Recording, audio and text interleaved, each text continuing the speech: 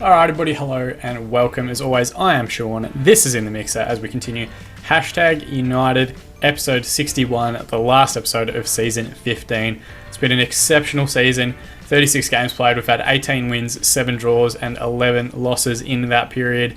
Season sitting in 7th, we're behind some very heavy hitters. Tottenham have pretty much won the league. They won the league forever ago. They're 20 points ahead of us. And I think that's the closest we've actually gotten to them at any point this season. They have been phenomenal. Man City likely to finish runners-up, 77 points, and then 10 points behind Manchester United on 67, Liverpool on 66, Southampton 64, Chelsea 61, and ourselves on 61 points. So the most we can get is 67. If we win both those games, it would see us draw at least level with Manchester United in 3rd spot. However, I can't see them losing both of their last games. They're a very good team. But we do have a realistic chance of potentially leapfrogging past Chelsea, who are only 2 points ahead, Southampton, who are only 3 points ahead, and Liverpool, who we actually play in this episode, that are currently 5 points ahead of us.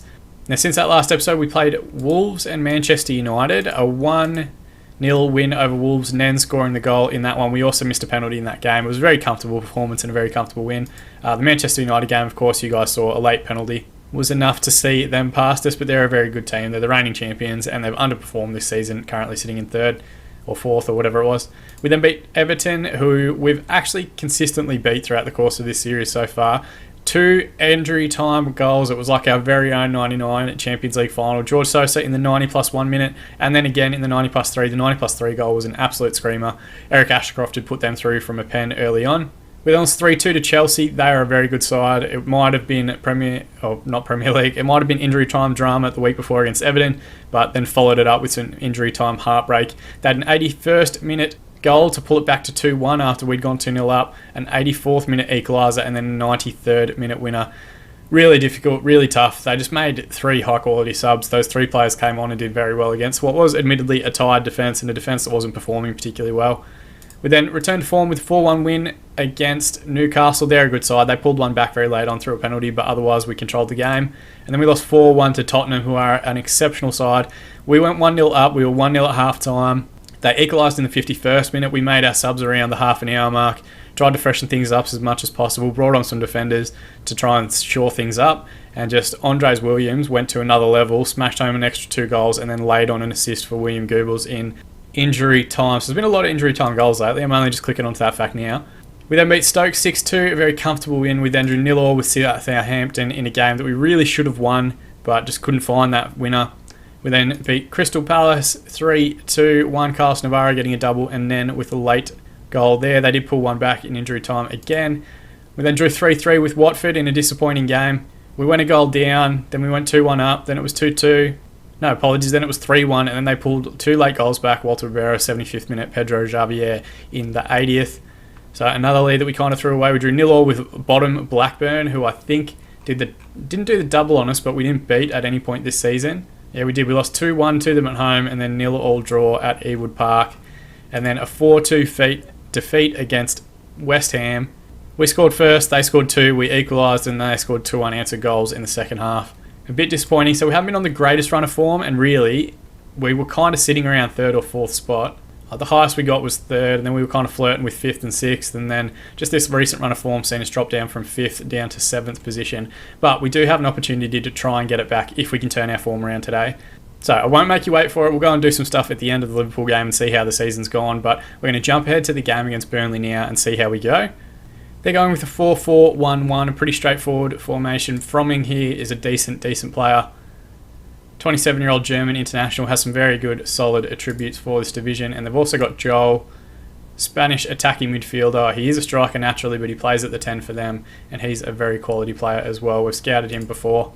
Very different looking Burnley lineup to the one you see now. Very little English talent. There's a lot of different Spanish and Portuguese, Japanese talent, so they're definitely a more multicultural Burnley than you would have seen previously. We're of course going with our 4-4-2 hashtag United shape. Lukungu, who you guys haven't seen before, in goal. We picked him up from Manchester United during the most recent transfer window, 55 million. Very good player. He's a wonder kid goalkeeper. I probably should have gone through that earlier. Our wonder kid list, We're currently at 13, but we're going to lose a couple of them. There's a few that are 20, and once they turn 21, they lose that status.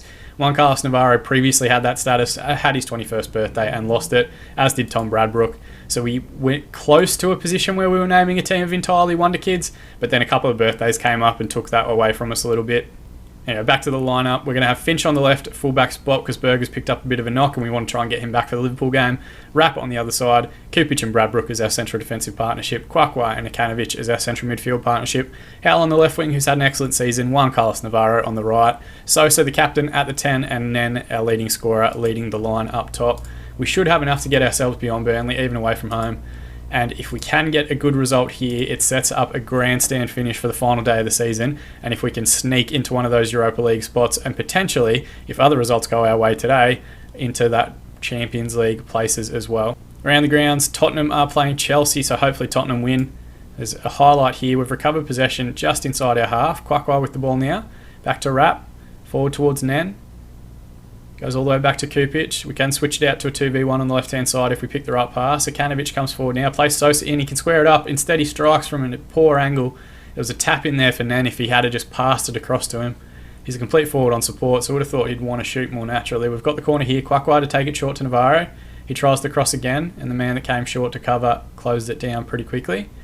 The highlight continues with another attempt at the corner. Short one to Navarro again. Just make the cross. Stop kicking it straight into that man. Just work a 1-2 between the two of you. Very simple. They've got a corner here, Catamol to take. Kupic heads it away, only as far as Richardson though, and he gets his strike away and it hits the crossbar. It's been hooked away again. Fromming will tidy up. Out to Catamol, the corner taker again, and thankfully he's been ruled offside. So it's still a danger from set pieces, still a danger from that ball pinballing around. Deep free kick here, Akanovic to take, towards back post and Navarro's there. He's cut it across to Kupic, who puts it back in. Richardson hooks it away. Is that the end of the highlight? Finch is going to tidy up. He's going to put it back in. Across to Rapp. Forward to Kwakwa. Back to Rapp again, forward to Nen. Over to Rapp. Can he get a deep ball across? He does now. Sosa's back post and brings it down with an excellent volley. Puts it home for his 19th goal of the season. So we take a lead around the 28-minute mark. We're going to use our demand more shout as well, just to try and give everyone some focus so that we don't immediately concede at the other end. It's good patient interplay. Rapp eventually just looks for the right cross. Sosa peels off the back of the defender, and that's an excellent left-footed finish at the far post from about 12 yards. So that would see us move up into 5th position as things currently stand. Chelsea are losing to Tottenham and they've had a man sent off, so we might have the opportunity to leapfrog them today. Nen to Navarro into Akanovic. Akanovic again, Navarro. Forward over towards Howley, cross it to Sosa again. Can he get the strike away? It's an excellent turn and shot to get his 20th goal of the season. I said like kind of halfway between shoot and shot then. I'm usually a very eloquent person until I turn that camera on and turn this microphone on, and then words are very, very hard. Howell with a good header across, and so you think he's going to turn, and then he goes back across the keeper low and hard and into the far corner for his 2nd goal of the game and 20th of the year. So we do have to keep an eye on the games in hand. Southampton will have a game in hand, as will Liverpool, as things currently stand, but we can only do what we can in our match and win it by as much as possible. I'm going to go into the dressing room now, passionately say, media have given you a lot of credit lately. They've all responded very, very well, so we'll give it 15 more minutes and then we'll have a look at subs, that sort of thing, and see if we can see out this win. Highlight continues. It comes forward to Nen, out to Navarro, back to Nen again, top of the box. Can he find the strike? Lays it off to Howell, who gets a strike away, follows it up, and I believe it was closed down by the defender. Otherwise, Howell's put it out for a throw-in from 6 yards out. Long ball forward. Finch should win the header. He does, and then Akanovic should have tidied up, but Finch does very well to come in and recover for him. Sosa now comes forward. He's got Nen outside if he can find him. He's tackled pretty heavily by Woods. They're going to go have a look at the video for VAR. I'm not sure why we have to watch this formation 10 times a game, but apparently we do. Again, please, Football Manager, please, Sports Interactive, take this out as an option in FM20. Just select it as something you don't need to see if you don't want to. What have they given? A free kick? They have. It's going to be Kwakwa to take from the top of the D. Gets a second strike at it. It hit the wall with the first one, and that's his first goal of the season. The 18-year-old... Oh, he's now in Wonder Kid status. I think I forgot to mention it. We've had him since he was 16. He's had been about with us for about 18 months, had 2 birthdays, and immediately moved to Wonder Kid status at 18 years of age. A phenomenal talent and an excellent goal to put us 3-0 up. We're going to look at our subs, and let's just do it by condition at the moment. So Kwakwa is one that's struggling a little bit. We're going to swap him out with Colbass. Finch we're going to leave out there because he likely won't start the next game. Howell will swap with Carter. and we might give Nen a rest as well and bring on Sigrist for the last few minutes. Faith in them, and we just need them to really see out this performance. We have thrown away goals late over the last month. We did go through our kind of results, and you could see a continued pattern of conceding late on. But that is an excellent ball from Sosa and an excellent finish from Navarro to make it 4-0. Check it out in 3 dimensions here. It's a good little interchange from the throw-in, and he just takes that touch inside, gets his head up, and then hangs it back stick where he knows the run's going to be from Navarro. Navarro heads it back across the goalkeeper. He's a beast, Navarro. Just a physical specimen. He's bigger than everybody. He's a winger, which is a weird place to see him. All right, we've missed the goal there, but it's an excellent worked pass here, and again another good deep ball from Rapp. Comes back out to Arkanovic, who smashes it home. We'll check it out in 3 dimensions and talk through it. Navarro came out after the ball was headed away. Colbass finds Rapp's overlapping run. He looks very, very deep, and then it's headed away by Joubert, and that is a phenomenal strike from Arkanovic. Maybe the keeper could have done better. It was pretty much straight at him, and he only palmed it side netting, but still an excellent, excellent finish. We're going to demand more for the last 10 minutes just to give everyone some focus so that we don't throw away our clean sheet. Speaking of, they've got a corner, Joubert to take, and Sauer comes to the ball and knocks it home. So we just can't do clean sheets. We just don't do them. Apparently Lukangu came out and missed the ball when he didn't need to. It's pretty poor defending though for a guy to run across 5 defenders. That's how we're set up in our tactical shape along the 6-yard box there. For him to run across 5 defenders, not get picked up by anyone and get to the ball. It's a highlight here, but the referee calls full time. A 5-1 win. It's a good performance. I shouldn't get too down on anyone. And let's passionately say, really special lads. Nobody gave you a chance and you played magnificently. So as things stand, that puts us up into 5th spot, 2 points behind Liverpool. Liverpool and Southampton do have games in hand. Their next match is against Wolves at home at Anfield. If they get 3 points in that one, they guarantee themselves Champions League football.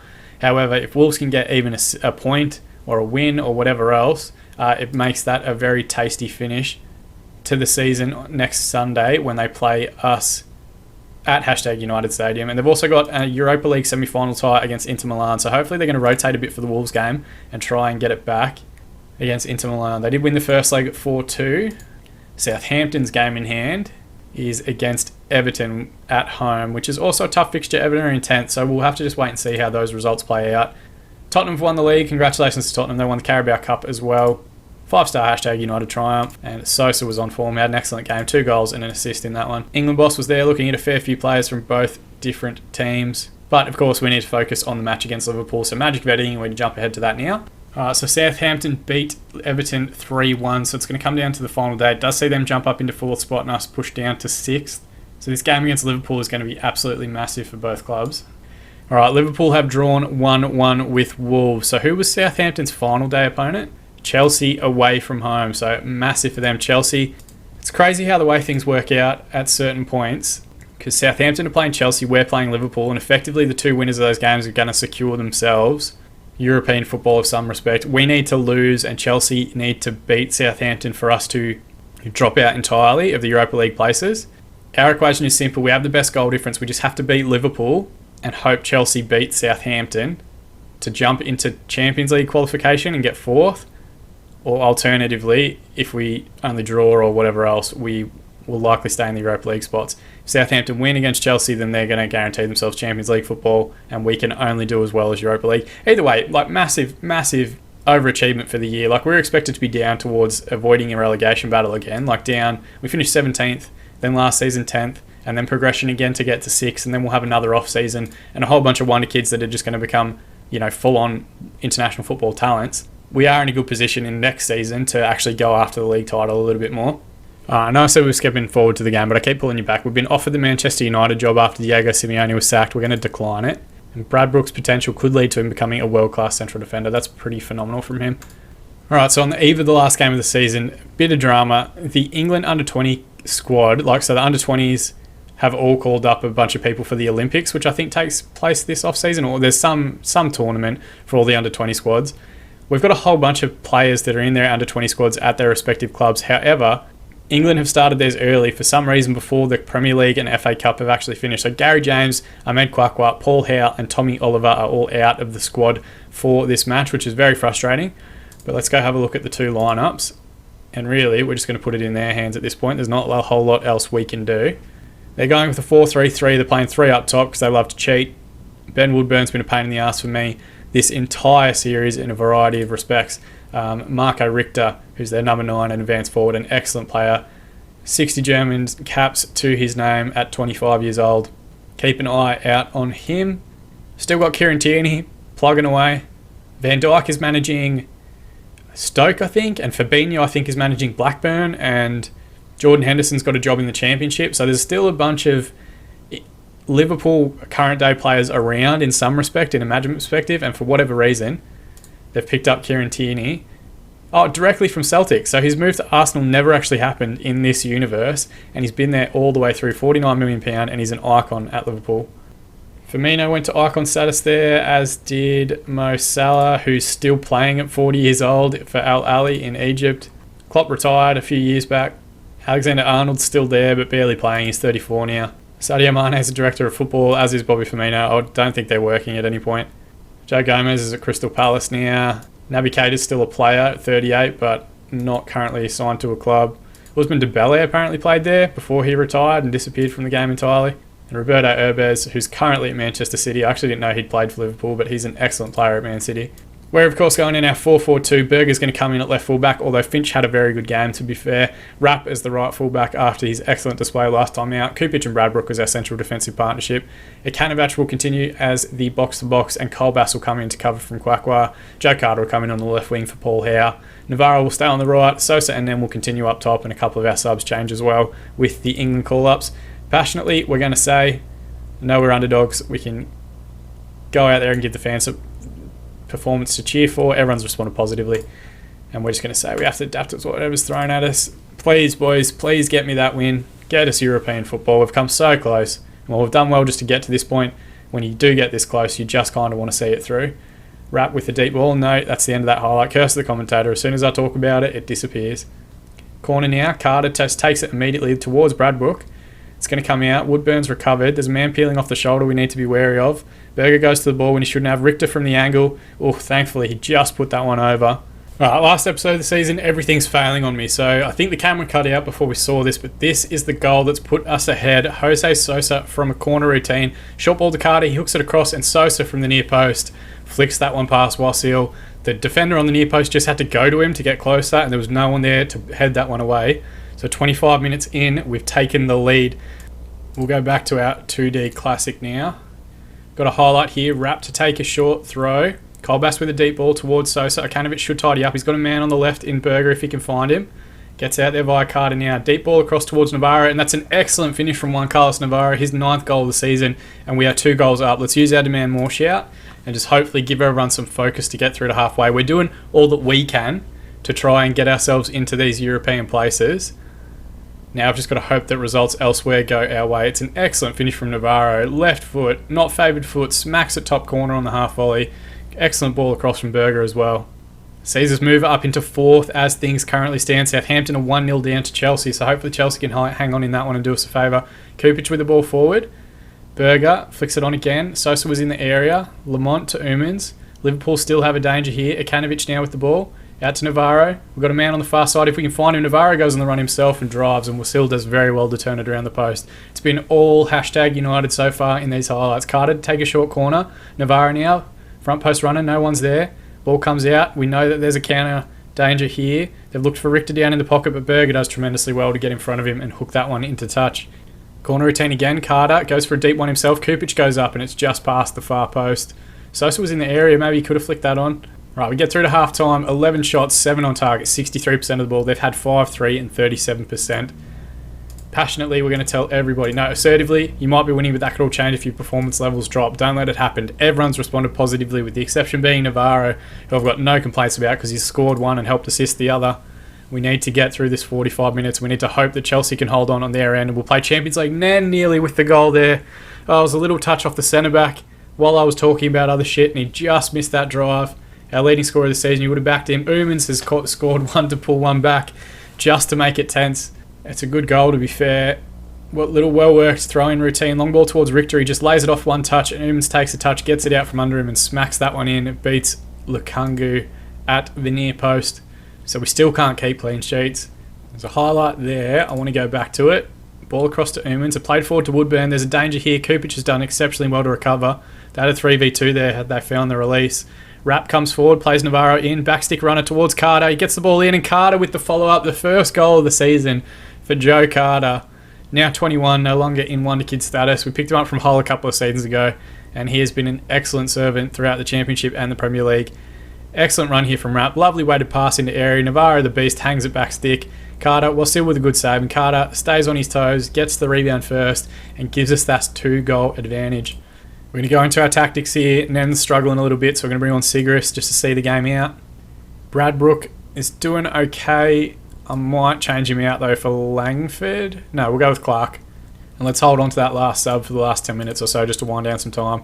We've got faith in them. They both seem positive about it. And let's also use our Get Creative shout. Really, the best way forward is to continue attacking and continuing trying to get more goals to increase that margin.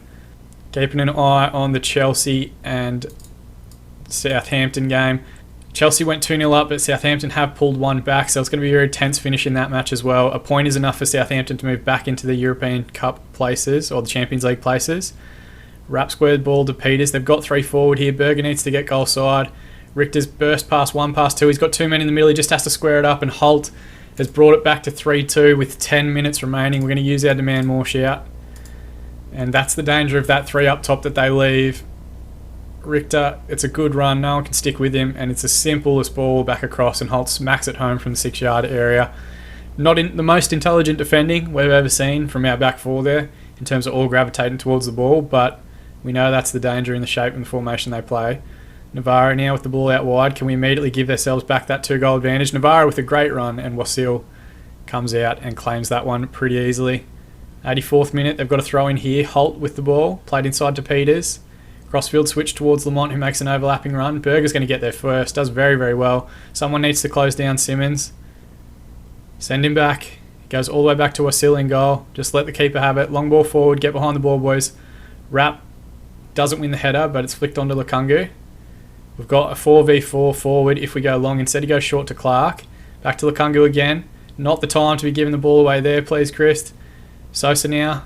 Back to Carter, overlapping run from Berger. Carter again looks for Sosa in the channel. He's got men in the middle if he can find him. Instead he goes himself, and he put it away. 22nd goal of the season for George Sosa. Gives us that 4-2 advantage. And thank God for that. We've got a little bit of a buffer. Imagine if Chelsea beat Southampton, all the other results went our way, and then we threw away an effective lead against Liverpool. It's a good save again, but Sosa stays on his toes there to knock home the rebound and gives us that 2-goal advantage that we so desperately need. 89th minute, Wasil with a deep free kick. There's a ton of highlights just to keep me tense. Kupic with a header away. It's come to Duarte, who we have tried to sign a couple of times. Looks for an overlapping run of Lamont. Back to Peters. Lamont again. Inside to Umans, the goal scorer. Lamont's overlapping run towards Baird, and thankfully the header is just past the far post. There's going to be 5 minutes added on. That's an insane amount of time. We're through most of it now. 30 seconds remain. Sigrist with the ball now. Just keep it. Head to the corner flag. Crossfield switch towards Carter. Play Berger's overlapping run. Just keep it out there. Sosa instead, he looks for the strike and he's put it out for a goal kick. Hopefully by the time Wasil actually takes this one, the referee calls full time. What a game to finish the season. And we've got to wait until we get out of this and see. But fingers, toes, arms, eyes, ears crossed, whatever you've got, cross them now. 4-2, 23 shots, 14 on target, 62% of the ball. They had 13, 8 and 38%. Oh, they made us work for it though in that second half passionately. Really special, lads. Nobody gave you a chance. Congratulations. And we've guaranteed ourselves a European Champions League place. 67 points. We finished level on points with Southampton, who thankfully Chelsea beat on the last day of the season 2-1. So we're going to be playing Champions League football next season. That is absolutely fantastic. Reds shocked by superb #United. I don't think it's a shock when we finish 4th in the division. Devs can go and do their friggin' talk. I don't care. Man, #United qualify for the Champions League for the first time in our history. #United certainly look back with some great wins along the way, blah, blah, blah. 6-2 humbling of Stoke, 5-1 win over Burnley, 5-0 over Bournemouth, 3-1 over Manchester United. That was a huge one. The board set our initial budgets, $825k per week in wages and $52 million in the transfer kitty. Navarro was fantastic. Let's tell him how good he was. And we're going to get 40.19 for finishing 4th place in the Premier League. Squad get $2.2 million. Oh, there's a lot that's happened in this episode. God, we've had so much football stuff going on today. Absolutely crazy. So in the end, Tottenham, of course, champions. Manchester teams finished 2nd and 3rd respectively. City with 83 points, only 2 points behind Tottenham, which is a phenomenal turnaround in the second half of the season for them. Manchester United with 70 points finished 3 points ahead of us in third place. 67 points in fourth, hashtag United with a plus 31 goal difference. Also on 67 points, Southampton in fifth, plus 25, and also on 67 points, Liverpool with plus 15. Chelsea unlucky to miss out on European football altogether with 66 points. Arsenal behind them on 64 and Newcastle on 63 before a bit of a drop away down to 10th spot where Everton is. Relegated teams, it really came down to the last game of the season as well. Only 4 points separating 15th, which was Watford, all the way down to 19th, Blackburn on 34 points. Norwich, Blackburn and Stoke, the three teams that are going down. Yaya Toure has been sacked from Norwich, which is absolutely fantastic, so I gave him loads in the media. Fans player of the season was Nen, of course, an excellent season from him. Also got signing and young player of the season. Goal of the season was Jeremy Berger's strike, which was absolutely phenomenal against Watford. His only goal for Manchester, sorry, not for Manchester, his only goal for hashtag United is this one wonder strike here. Just watch it come across to him at the top of the box. Kwakwa plays it across all the way to Jeremy Berger, hits it first time, and the goal, just like, you can't really see it from that angle, but the swerve on this thing as it hits the back of the net is phenomenal. Excellent season from everyone. It didn't really matter too much about the cups. 4-2 against Arsenal, our best victory apparently, and a moment to forget, a 4-1 defeat against Tottenham, but they're very good. Team meeting, we're just going to tell everybody passionately we're going to go for a top half position. Everyone seems to be happy with that, and we'll do 5 weeks for pre-season. Munro wins the top scorer for the division with 21 goals. We had George Sosa in the end, stormed home to get 20 goals, level with Nen in second and third positions respectively. We might even try and buy Paul Munro. Sosa claims the young player of the year. Let's congratulate him. Passionately say congratulations on winning. And I have claimed the manager of the year. So as this one's released, it is Friday the 25th of October. There's still no real sign of the beta. So as long as the beta doesn't come out this weekend or something crazy like that, we will go for one more season. But we'll call it the final season, season 16. We're going to have one more crack, 5 more episodes on Monday, Tuesday, Wednesday, Thursday, Friday of next week, hopefully leading straight up to the beta release of FM20. We're going to have a go, see how we get on in the Champions League, see if we can push on another level, compete on multiple fronts, and push for the Premier League title as well. As always though, guys, thank you so much for watching. I really do appreciate it. If you want to celebrate our Champions League qualification, throw a like on this video. Otherwise, you can subscribe to the channel to be kept up to date on future videos as they're released, or you can follow _FM on Twitter to be kept up to date to all our interactions with the FM community as we continue the build up towards FM20. As always though, I've been Sean. This has been In The Mixer, and don't you ever forget, even now when we're celebrating, to hashtag it.